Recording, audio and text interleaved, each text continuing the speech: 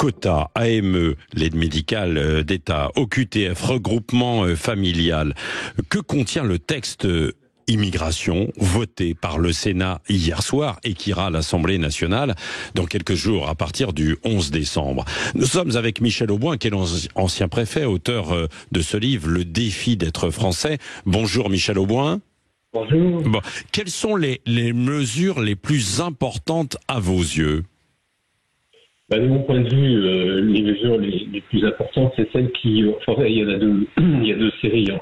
Il y a celles qui reviennent sur les ouvertures qui avaient été présentées dans le projet de loi initial. Les ouvertures, c'était en particulier la régularisation d'un certain nombre d'étrangers en situation irrégulière. Et qui, par ailleurs, l'autre série de mesures, c'est celle qui durcit les conditions de contrôle de l'immigration en France. Et dans ces mesures, on a quand même beaucoup de choses assez nouvelles, et qu'on n'aurait pas imaginé voir dans un texte de loi il y a encore quelques années. Donc, ouais. Je pense que vous pensez à quoi précisément, Michel Auboin? Je pense surtout à tout ce qui durcit les conditions de vie sur le territoire national. Parce que ce qu'il faut bien comprendre, c'est que si on veut réguler un peu l'immigration irrégulière, il ne faut pas que les irréguliers trouvent en France des conditions d'accueil qui sont plus favorables que dans les autres pays européens. Parce qu'en fait, la vraie question, c'est ça, c'est la concurrence avec les autres pays européens. Or, la France est très favorable en termes d'accueil. Il faut, on est un peu désolé vis-à-vis de ceux qui voulaient venir ici, mais il faut réduire ces conditions d'accueil.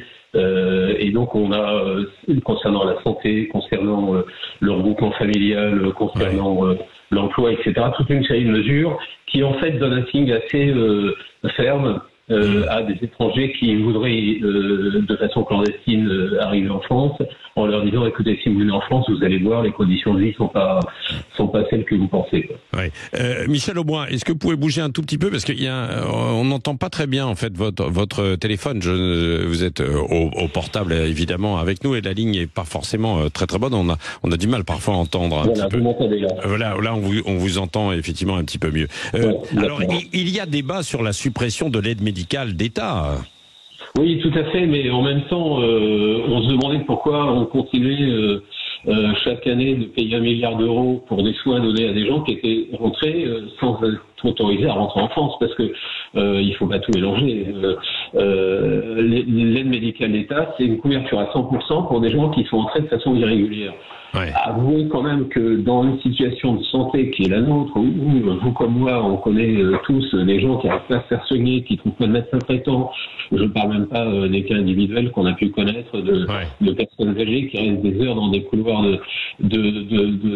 d'hôpitaux sur des brancards.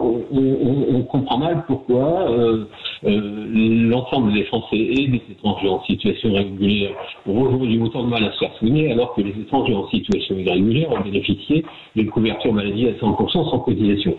Franchement, c'est intenable. Et aujourd'hui, le motif, c'est d'éviter la propagation de certaines maladies qui peuvent être très graves. Oui. Bon, le Sénat donne cette possibilité, effectivement, pour toute une série de maladies pour lesquelles la France continuera de soigner. Ouais. Mais je pense que des gens qui viennent en France et qui, par exemple, vont chez le dentiste à titre gratuit se font soigner les dents, c'est difficile à expliquer vis-à-vis de cette partie de Français qui ne peuvent pas se faire soigner eux-mêmes. Non, mais alors ça évidemment, vous prenez cet exemple, mais il y a d'autres exemples où des gens tombent malades en venant effectivement en France, et s'ils ne sont pas soignés, ils peuvent propager aussi en fait des maladies. C'est ce que disent les médecins qui alertent, quoi. Oui, mais ils ont raison d'alerter, d'ailleurs, c'est pas ça le sujet, mais depuis le début, on avait mis en place, à l'époque où j'étais directeur, l'OFI avait encore des médecins qui auscultaient les gens qui arrivaient et qui passaient le visite médicale pour savoir si ils n'étaient pas même porteurs de maladies graves et contagieuses pour lesquelles il fallait apporter des soins. Bon, cette visite médicale a un peu disparu, malheureusement.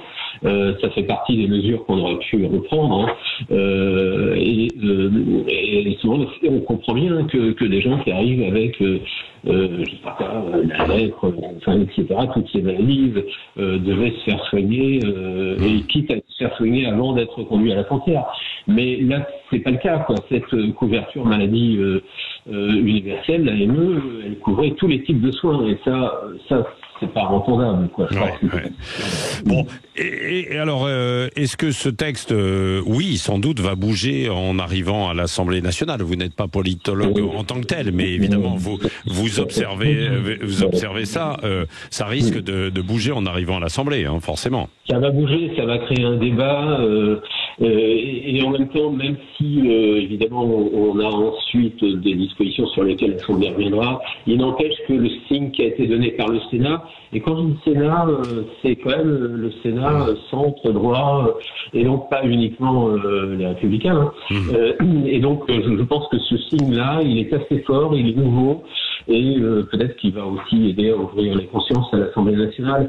Je pense, et d'ailleurs, je crois que le ministre de l'Intérieur n'est pas totalement mécontent du vote de ce texte au Sénat, donc peut-être qu'il arrivera à infléchir la position du gouvernement. Ouais. Merci beaucoup Michel Auboin, ancien préfet, auteur du défi d'être français auprès de la cité. Pardon, hein, évidemment, la liaison n'était pas très bonne, on n'a pas réussi à bien la rétablir, il manquait un petit peu de qualité, mais on a entendu quand même ce que vous vouliez dire.